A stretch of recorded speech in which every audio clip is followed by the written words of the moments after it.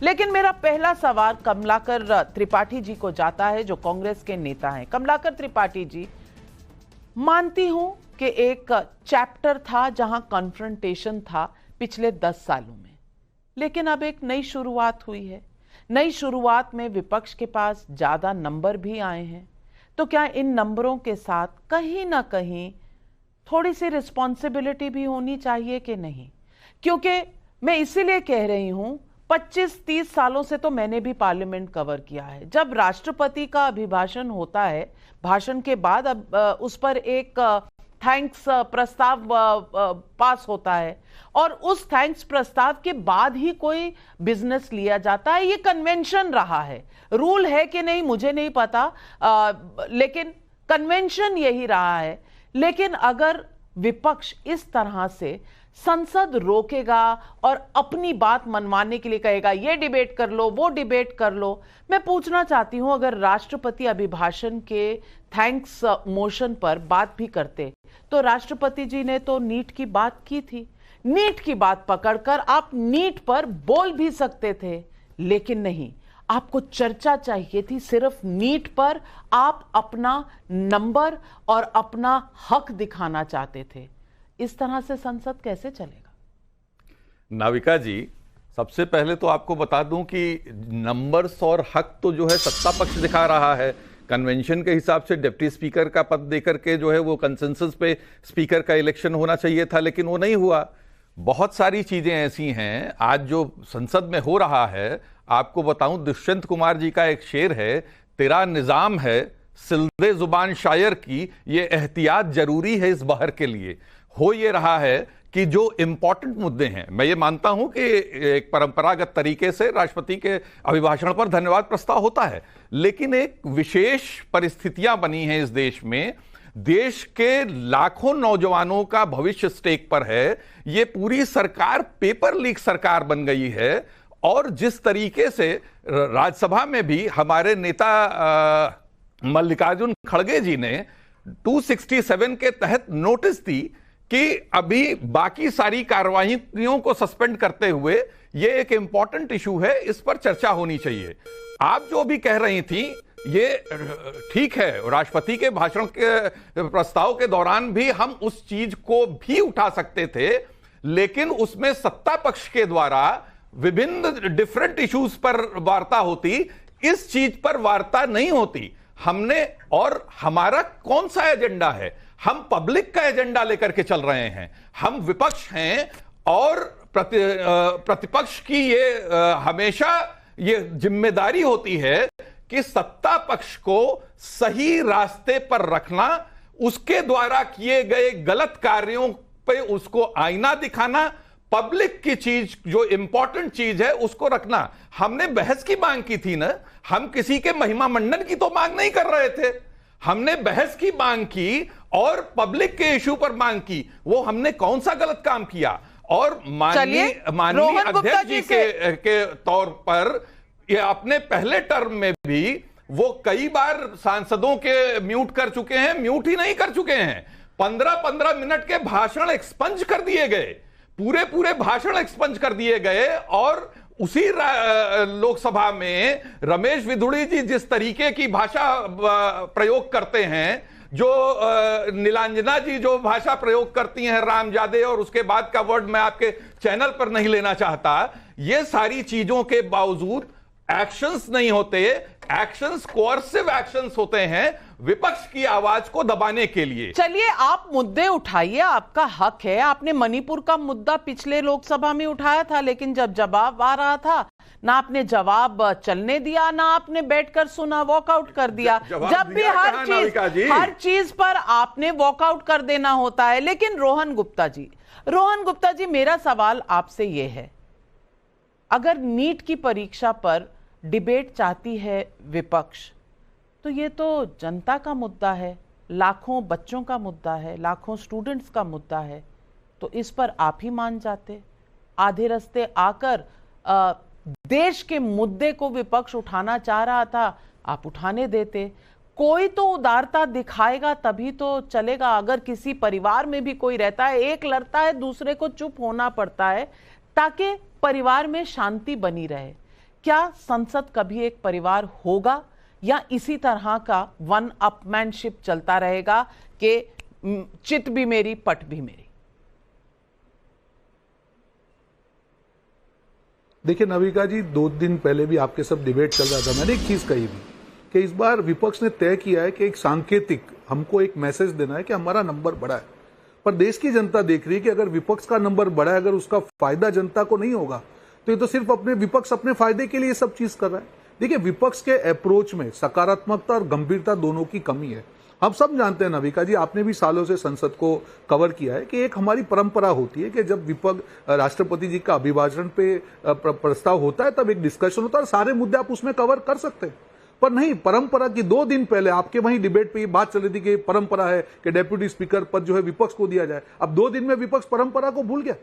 कौन ना बोलता है? नीट का मुद्दा सीरियस मुद्दा है। सरकार ने पहले भी कहा, मंत्री जी ने पहले दिन उसकी जिम्मेदारी ली, कहा कि हम लोग इसके ऊपर बहुत गंभीर हम चर्चा चाहते हैं, हर सवाल का जवाब देंगे, आप जो सुझाव होंगे वो भी हम करेंगे। पर अगर नियत में ही खोट है तो फिर क्या होगा नविका जी? क्या आपको नहीं लगता है कि जो हमारी परंपरा है संसद की, राष्ट्रपति जी के अभिवादन पे चर्चा की जो बात है वो होकर भी ये चीज हो सकती थी? क्या आपको नहीं लगता है कि अगर विपक्ष इस मामले पे गंभीर होता, अगर चर्चा सही में चाहता तो ये चर्चा होने के बाद समय मांगता आपको, सरकार उनको समय देती, डिस्कशन होता और कुछ जो फलश्रुति में अगर कुछ सजेशन आते वो इंप्लीमेंट करके जो बहुत बड़ा दूषण हमारे विद्यार्थियों को, हमारे छात्रों को परेशान करे उसके सामने सोल्यूशन करे। पर नहीं, माइक बंद कर दिया, हमको बोलने नहीं दिया गया, हमारा जो है अभिभाषण पे हमको चर्चा नहीं करनी। ये जो है, ये विपक्ष जो है आज विपक्ष में रह के जो तानाशाही की बात, ये जो आरोप सरकार पे लगा था, ये तानाशाही तो आज विपक्ष कर रहा है। आज भी सत्ता पार्टी विनम्रता से उनको रिक्वेस्ट करी है कि प्लीज इसको आप परंपरा को ना तोड़े। आज स्पीकर साहब ने भी इतनी विनम्रता से बात की कि आप सब जानते हैं, सालों से आप संसद में हैं, कि एक प्रक्रिया है, उसको आप पालन कीजिए और आप जो डिस्कशन चाहिए, जितना समय चाहिए, जब तक डिस्कशन आपको करना है, सरकार वो डिस्कशन के लिए तैयार है। पर नहीं, ये जो अहंकार है नविका जी, इसलिए मैं 2 दिन पहले आपके वहां कह रहा था, उनको एक मैसेज देना है कि हमारा नंबर जो बड़ा है, तो अरे आप जनता के मुद्दे पे अगर आप सक्रिय सकारात्मक नहीं रहेंगे, गंभीर नहीं रहेंगे, तो ये बढ़ी हुई संख्या कोई फायदा नहीं होगी। ये तो काउंटर प्रोडक्टिव हो रहा है, राजकुमार भाटी जी, अगर विपक्ष ये दिखाना चाहता है कि वो हमेशा सही काम करता है, तो मैं एक नजारा आपको दिखाना चाहती हूं। क्या, कैसे कहा गया था चेयरमैन ऑफ राज्यसभा जगदीप धनखड़ के लिए दिसंबर 2023 में? देखिए। एक minute, mister Rai, you are a lawyer, I am a you are a lawyer, I am mister Nariman is not a good lawyer. How many cases you know? I done it simple cut.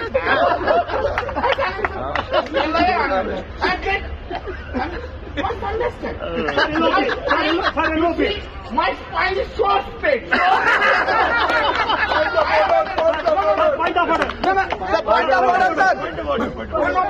You, Mr. Gandhi, you must. Lok Sabha आपने देखा, आपको याद ही होगा ये video, कल्याण Banerjee chairman Rajya Sabha की किस तरह से नकल उतार रहे थे और उनकी रीढ़ की हड्डी की बात कर रहे थे। वहां सामने माननीय आज के लोकसभा में प्रतिपक्ष के नेता राहुल गांधी फोन पर वीडियो बना रहे थे, उनके साथ केसी वेणुगोपाल खड़े थे और यूं मखौल बनाया जा रहा था चेयरमैन राज्यसभा का।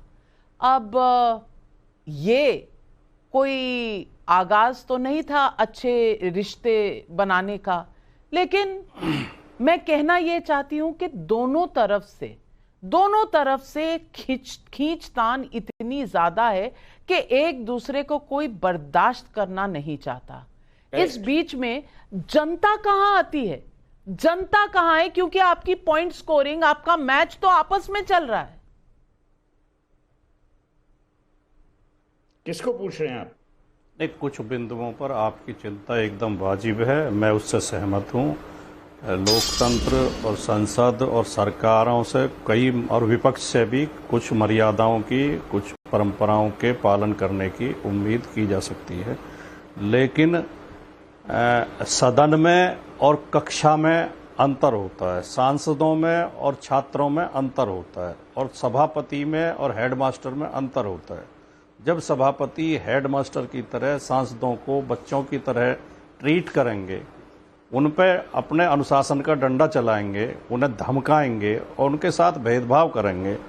हमारे माननीय सभापति जी, मैं बहुत विनम्रता के साथ और बहुत उनका सम्मान करते हुए कहना चाहता हूं, उनका व्यवहार कई बार संदेह पैदा करता है।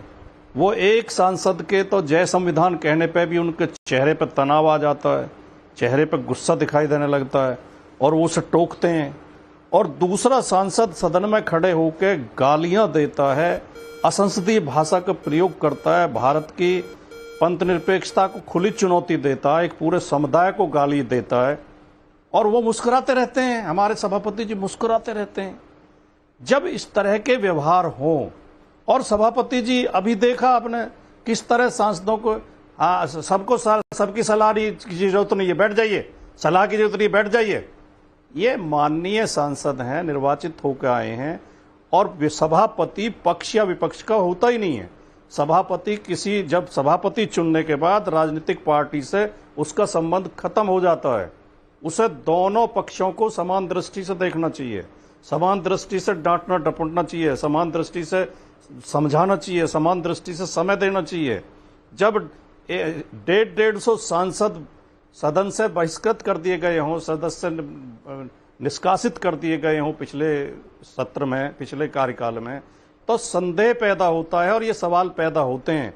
और आखिर में एक बात और कहना चाहूँगा, मैं बहुत जरूरी बात, कि नीट का सवाल उठाना चाहते थे। नीट का जो मसला है कोई मामूली मसला नहीं है, और जब तो और ज्यादा महत्वपूर्ण हो जाता है कि हमारे सभापति महोदय कोटा से आते हैं, जो कोटा प्रतियोगी छात्रों का, खासतौर से मेडिकल जो एंट्रेंस के छात्रों का हब है।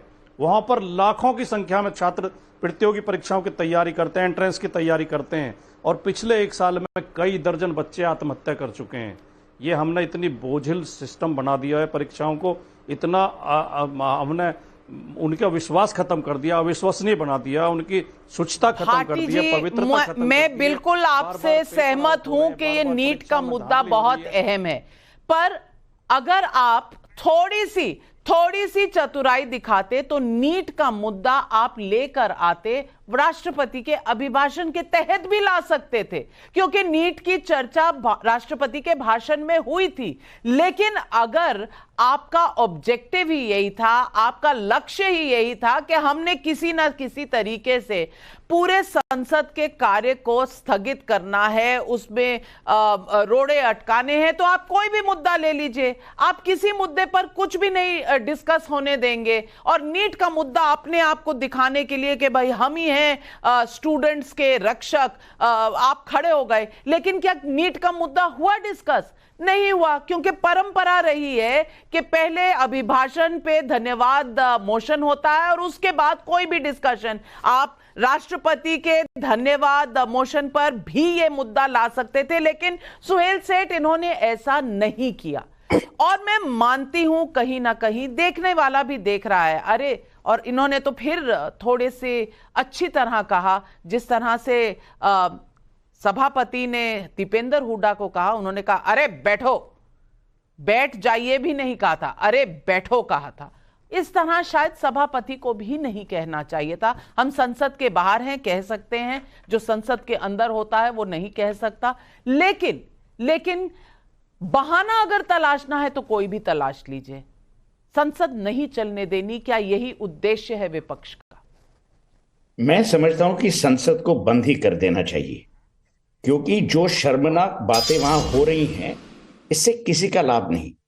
और पॉलिटिकल पार्टीज जो भी हो, अब वो दे बिकम सो शेमलेस, उन्हें शर्म ही नहीं।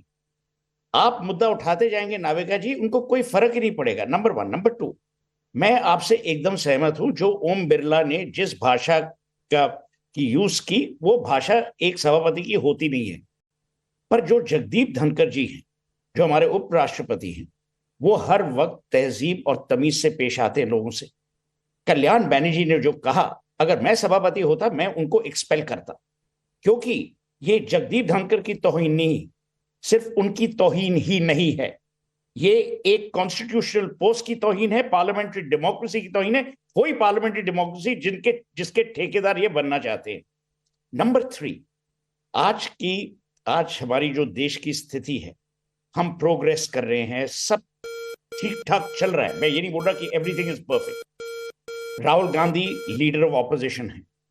एज लीडर ऑफ ऑपोजिशन एक घर की गरिमा, एक संसद की गरिमा भी रखना उचित है। अब राहुल गांधी को यह सोचना पड़ेगा कि वो एक्टिविस्ट है कि लीडर ऑफ ऑपोजिशन है। जो आज मल्लिकार्जुन खड़गे ने किया वो बहुत ही शर्मनाक था। I can expect it from a first term MP.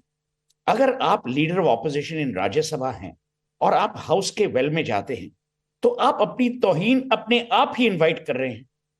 अब मैं समझता हूं कि जो दीपेंद्र हुड्डा ने कहा वो सही कहा, उसमें कोई गलत नहीं था। उन्होंने एक प्रश्न पूछा ओम बिरला को, पर जिस तरीके से ओम बिरला जी ने जवाब दिया वो ओम बिरला जी का जवाब ठीक नहीं था। और अगर यही जवाब क्वेश्चन आंसर होते रहे तो लोग पता है क्या कहेंगे? लोग कहेंगे कि हमने गुंडे चुने हैं, हमने अनपॉपुलर लोग चुने हैं। ये क्या आप चाहते हैं? मैं समझता हूं कि Rahul Gandhi has now come of age. जो आप जो कह लो, और मैं ना बीजेपी का हूं ना एसपी का हूं, मैं समझता हूं कि राहुल गांधी के लिए अब ये बहुत ही इंपॉर्टेंट है कि वो पुराने राहुल गांधी से हटके एक नए राहुल गांधी बने, जो रिस्पॉन्सिबिलिटी के साथ, अकाउंटेबिलिटी के साथ, विनम्रता के साथ। ये देखिए, ये मजाक उड़ाने ना आप स्कूल में करते हैं जब आप बच्चे होते हैं। राजकुमार जी ने सही कहा कि भाई स्कूल बच्चों की तरह आप क्यों इनको ट्रीट करते हो? अगर आपका व्यवहार वैसा होगा, ट्रीटमेंट भी वैसी होगी। मैं यही विनती करूंगा कि आज हम एक नए पार्लियामेंट के सेशन में हैं। थोड़ी सी तहजीब, थोड़ा सा प्यार, थोड़ी सी विनम्रता में किसका क्या जाएगा? आपको मुद्दे डिस्कस करने हैं, नाविका जी जैसे आपने कहा, आप मुद्दे डिस्कस कर सकते हैं शांति से। हर वक्त कुश्ती का माहौल पार्लियामेंट में बनाने से बहुत सही कहा सुहेल सेठ जी ने। और मैं फैक्ट चेक करना चाहती हूं राजकुमार भाटी जी, थोड़ा आपको भी फैक्ट चेक कर दूं। आपने बात की रमेश भिदूरी की।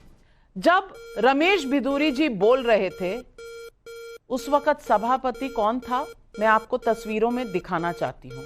इन तस्वीरों में के सुरेश, जिन्हें आप स्पीकर बनाना चाहते थे, वो पीठासीन थे उस वक्त वहां ओम बिरला जी नहीं बैठे थे। चाहते तो कुछ भी कर सकते थे, एक्सपेल कर सकते थे। अब ये मुद्दा भी अगर, और ये देखिए के सुरेश जी बैठे हैं और लिखा भी हुआ है, लिखा आ रहा है कि कोडी कुन्निल सुरेश चेयर में हैं और रमेश भिदूरी जी मैं आवाज नहीं सुना सकती क्योंकि ये सारी प्रोसीडिंग एक्सपंज्ड है। आवाज नहीं सुना रही हूं, सिर्फ तस्वीरें दिखा रही हूं। अब राजकुमार भाटी जी, फैक्ट चेक के बाद कम से कम आप ये बता दीजिए कि इसके लिए भी जिम्मेदार ठहराना ओम बिरला जी को कितना सही है?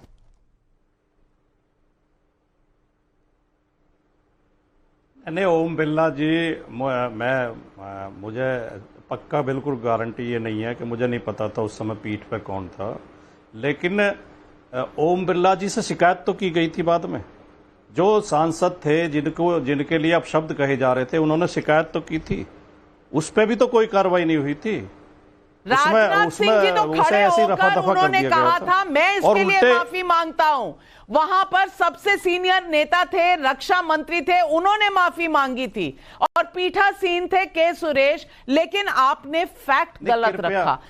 अब ये परसेप्शन की बात है और आशुतोष जी मैं आपसे पूछना चाहती हूं, एक परसेप्शन बना देना, ठीक है, कहीं कहीं गलतियां हुई होंगी, कहीं कहीं कोई कटु हुआ होगा, कहीं इधर से गलती, कहीं उधर से गलती।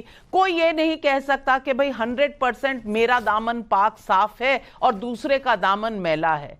दोनों तरफ से कहीं ना कहीं ज्यादतियां हुई हैं और ये पिछले 5 या 10 सालों में हमने देखा, उससे पहले भी देखा है। हम क्यों भूल जाते हैं कि हमने उससे पहले भी इस तरह के दृश्य लोकसभा राज्यसभा में देखे हैं, ये पहली बार नहीं है। लेकिन मैं पूछना यह चाहती हूं कि हर बार कह देना माइक ऑफ कर दिया था आपने, हर बार ये कह देना कि अरे भाई जो पीठासीन सभापति थे वो कहीं ना कहीं बायस दिखाते हैं, फेवरेटिज्म करते हैं, हर बार इसी बात को दोहराते रहना, विक्टिम कार्ड खेलते रहना, क्या ये कभी संसद को चलने देगा? क्योंकि अगर आज आगाज ये है तो अंजाम क्या होगा 5 सालों में?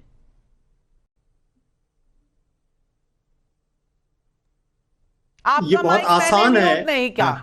ये आपका माइक मैंने म्यूट नहीं किया।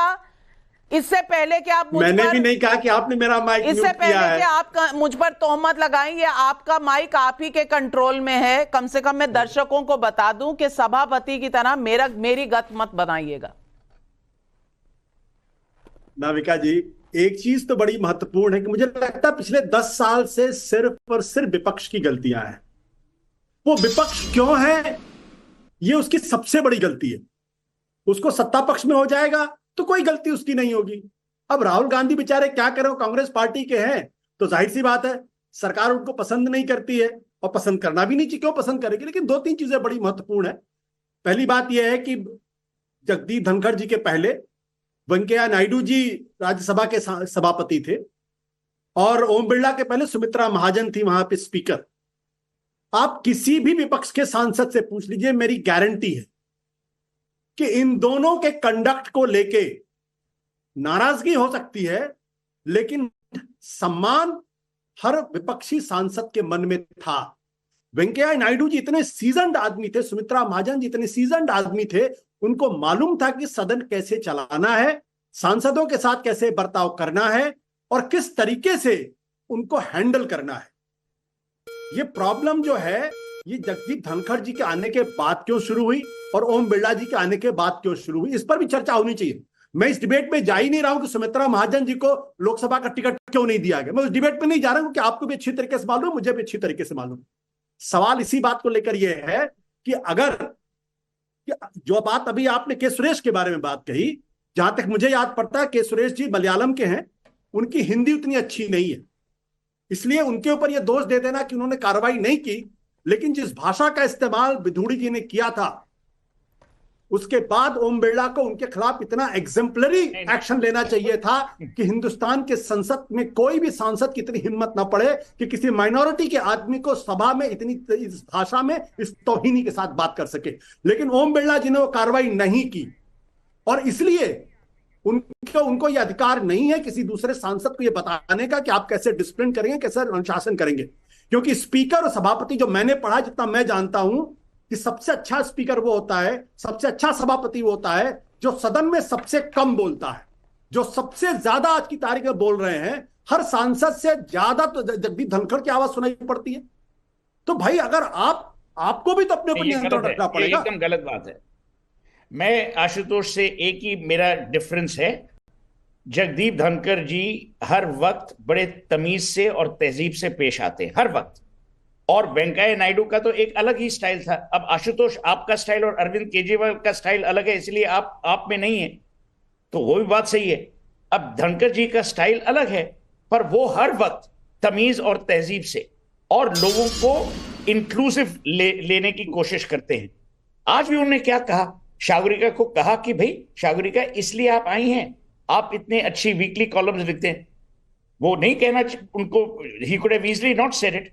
तो ये तुलना करनी कि भाई वेंकैया नायडू पहले थे, तब तो आप माउंटबैटन की तरफ भी चले जाइए ना, तो ये बात गलत है। आज के जो सिचुएशन है उसमें Ashutosh, the situation is as follows. हमने जो पारंपरिक तहजीब और तमीज थी वो हम खो बैठे हैं। अब 2 ही ऑप्शंस हैं, या तो ये अखाड़ा बन जाए या ये संसद रहे। मैं समझता हूं कि जैसे नाविका जी ने कहा कि इतना पैसा खर्च हो रहा है और आपका और मेरा खर्च हो रहा है, इनका तो खर्च हो नहीं रहा, टैक्स पेयर का खर्च हो रहा है। इस खर्चे को हम कैसे ऑप्टिमाइज करें, ये है प्रश्न इस देश के सामने। और आशुतोष जी कभी कभी मुझे संदेह होने लगता है, आप तो मेरी तरह कभी पत्रकार हुआ करते थे, पार्लियामेंट भी जाते होंगे, अब आप कह रहे हैं भाषा समझ में नहीं आई। आप जानते हैं ना वहां सबके पास हेडफोन होते हैं, सबके पास हेडफोन होते हैं, अनुवादक होते हैं, ट्रांसलेशन चल रही होती है और हंगामा हो रहा होता है। और अगर के सुरेश जी वहां पीठासीन थे तो उनकी अपनी पार्टी के बहुत से लोग हैं जो बता देते हैं कि अरे भाई ये क्या कह रहे हैं। और मैं ये भी क्लियर कर दूं, रमेश बिदूरी जी के जो शब्द थे वो माइनॉरिटी छोड़िए, किसी के लिए भी ऐसे शब्द जो है वो नहीं इस्तेमाल होने चाहिए। और मैं पूरी तरह से कहती हूं कि उनकी गलती नहीं, उनको तो निकाल देना चाहिए था सदन से। क्यों नहीं निकाला? और उसका भी इल्जाम सिर्फ ओम बिरला, क्योंकि ये परसेप्शन बनाने की बात है कि हर गलती सभापति की होती है, जो सभापति सत्ता पक्ष का होता है। बोलने दीजिएगा। हाँ देखिए, आपने जो बात की बड़ी, यहाँ किसी ओम बिरला जी को या किसी जगदीप धनखड़ जी को डिसरेस्पेक्टफुल होने की बात नहीं है। हम सब लोगों को इस देश की संसद पर गर्व है, इस देश के लोकतंत्र पर गर्व है। वो हमारे भी स्पीकर हैं और वो हमारे भी सभापति हैं, तो डिसरेस्पेक्ट की बात नहीं है। बट डेमोक्रेसी के अंदर ये हमारे पास अधिकार है कि हम उनके बारे में बातचीत करें। मैं ओम बिरला जी की बात नहीं करता, मैं उस स्पीकर की बात कर रहा हूं जिन्होंने इतनी घटिया बात के बावजूद भी कोई कार्रवाई इनके खिलाफ नहीं की, और संजय सिंह को आपने आंख बंद करके 1 साल के लिए बाहर करा दिया। संजय सिंह का कंडक्ट अच्छा हो सकता, बुरा हो सकता, उसमें बहस हो सकती है, बट राम विधूड़ी का जो कंडक्ट था वो दुनिया के किसी भी पैमाने पे सही नहीं था। न तो भारतीय जनता पार्टी ने उनके खिलाफ कार्रवाई की, न केंद्र की सरकार ने उनके खिलाफ कोई कार्रवाई की, न संसद ने उनके खिलाफ कार्रवाई की, और इसलिए संसद शर्मसार है। रमेश भिदूरी जी का जो स्टेटमेंट है उसने देश का सर झुकाया ही था, ऊंचा तो नहीं किया था। कोई एक्शन आज तक क्यों नहीं हुआ? नविका जी बिल्कुल, देखिए जो उनका कंडक्ट था, जो भाषा, और आपने सही कहा कि इसको किसी एक धर्म से जोड़ के नहीं, किसी के लिए भी, संसद में जो भी हाजिर है किसी के लिए भी वो जो उन्होंने वाक्य यूज किया या जो बात कही वो नहीं होनी चाहिए। और शायद इसीलिए आज रमेश विदुरी जो है संसद में नहीं है, शायद इसीलिए उनको वापस टिकट नहीं दिया गया होगा। मैं आज देखिए, आज की जो अभी हम बात कर रहे हैं, जो आपने बिरला जी के बारे में कहा, आज ओम बिरला जी के ऊपर, स्पीकर के ऊपर ये आरोप लगाना कि वो माइक बंद कर देते, जबकि उन्होंने बार बार ये चीज कि मेरे पास तो कभी ये बटन है ही नहीं। ये विपक्ष ने आज आरोप नहीं लगा, ये सालों से लगा रहे हैं। तो मुझे लगता है कि हर बार आरोप लगाने से तो अच्छा है नाविका जी एक बार इसकी जांच क्यों ना कर ले। और चैलेंज के साथ मैं कहता हूं कि अगर ये जांच में पाया जाए ये होता है तो जो भी आदमी उसके ऊपर सख्त से सख्त कार्रवाई होगी। ये तो अलाउड ही नहीं है। तो आप जैसे ईवीएम के सवाल उठाते हैं वैसे मैं आपसे पूछना चाहती हूँ, अगर संसद की प्रतिक्रिया आप पूरा कवर करें तो आपको पता चलेगा कि वहां साउंड के पूरी पैनल होती है, टेक्नीशियंस होती हैं, और साउंड का स्विच ऑफ करना ऑन करना जो है 2 लोग वहां बैठे होते हैं।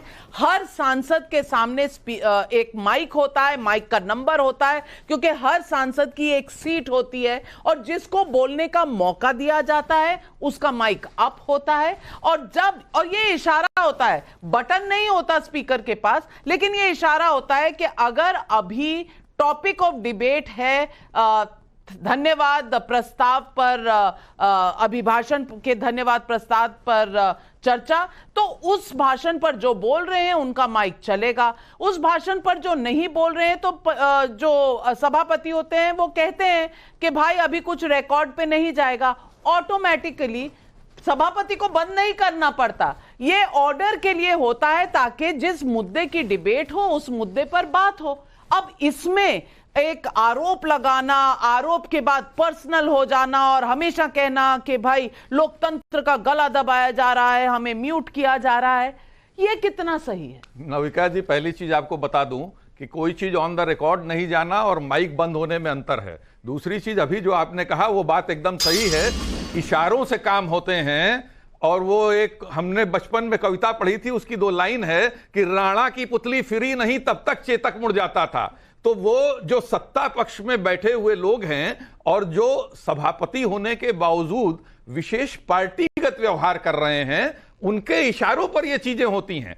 दूसरी चीज आपको मैं बता दूं, ये जितना प्रोपेगेंडा हो रहा है, नहीं, यानी कि आप कह रहे हैं मोदी जी इशारा करते हैं यहां से माइक बंद होता है, इतना नहीं, आप क्या कहना चाह रहे हैं? नाविका जी, अगर आप किसी के अंदर अपनी निष्ठाएं दिखाना चाहते हैं तो आप उसी की तरह एक्ट करते हैं जो वो जिस तरीके का चाहता है। अच्छा, तो यानी कि इस देश में अगर नहीं, आपके पास सबूत है तो दिखाइए, आपके पास सबूत है तो दिखाइए। अगर उनके पास सबूत है तो वो क्यों नहीं दिखाते हैं? वो सदन के मैनेजमेंट की जिम्मेदारी किसकी है? सत्ता पक्ष की है, जो स्पीकर है उसकी है। करने नहीं देंगे, आरोप आप लगा देंगे कि म्यूट कर दिया, परसेप्शन आप बना देंगे कि यहां सब कुछ बायस्ड है, और फिर कहेंगे चला क्यों नहीं रहे भाई संसद। इन सारी चीजों को हटा दीजिए। ये जो प्रोपेगेंडा हो रहा है ना, वो जैसे सेना में घुसपैठियों को डालने के लिए कवर फायर किया जाता है, उसी तरह से इंपॉर्टेंट मुद्दों पे यूजीसी नेट का एग्जाम कैंसिल होता है, नीट पर बहस ना हो, लोगों का दिमाग हटाने के लिए, विपक्ष को कटघरे में खड़े करने के लिए, जो विपक्ष सही चीज की मांग कर रहा है, विपक्ष को टेंटेड कर लेने के लिए ये सारा प्रोपेगेंडा किया जा रहा है और आप उसी ट्रैप में चले जाते हैं। मैं तो आपकी दाद दूंगी आपकी स्ट्रैटेजी की। राजकुमार भाटी जी, अगर विपक्ष को इस तरह से नहीं, अगर विपक्ष को इस तरह दिखाने के लिए कवर फायर दिया जा रहा है तो विपक्ष इस ट्रैप में फंस क्यों रहा है? मैं तो कह रही हूं कि अगर जरा भी स्ट्रैटेजी होती तो विपक्ष राष्ट्रपति के अभिभाषण के धन्यवाद प्रस्ताव पर बात करने के शुरू करके नीट की बात कर लेता।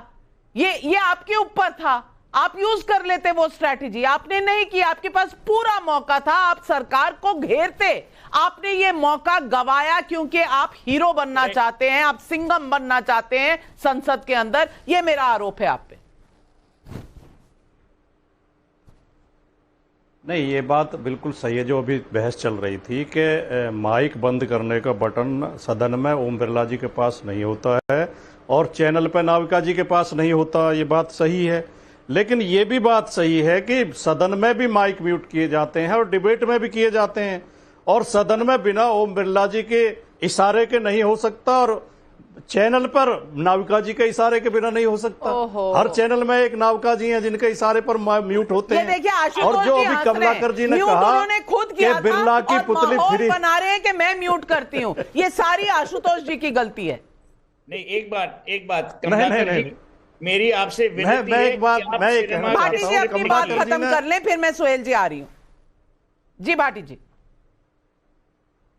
नहीं, कमलाकर जी ने एक कविता की पंक्ति बोली थी, मैं उसमें थोड़ा फेरबदल करना चाहता हूं कि बिरला की पुतली फ्री नहीं तब तक माइक रुक जाता है। ये होता है इशारा वहीं से। हमने ये भी देखा है कि पिछले सत्र में राहुल गांधी बोल रहे थे। जी देखिए, मेरे साथ कितना अन्याय हो रहा है, कितना अन्याय हो रहा है मेरे साथ, और ये परसेप्शन बनाया जा रहा है कि यहाँ मैं सभापति जी की तरह माइक म्यूट करती फिरती हूँ सबका। ये परसेप्शन की बात है। नहीं, ये आरोप आपका है भैया, आप मुझसे स्मार्ट नहीं हो सकते। मैं 35 सालों से यही काम कर रही हूँ। नाविका जी, मैं आपसे कोई आपको व्यक्तिगत नहीं कह रहे, गिला शिकवा नहीं है। मैं सिर्फ ये कहना चाहता हूँ दो चीजें।